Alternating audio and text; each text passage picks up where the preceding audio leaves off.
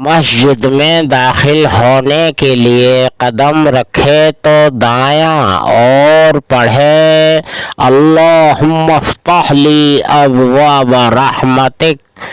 پھر پڑھے بسم اللہ دخلت وعلیہ توکلت ونویت سنت الاعتکاف۔ اب جب تک وہ مسجد میں رہے گا،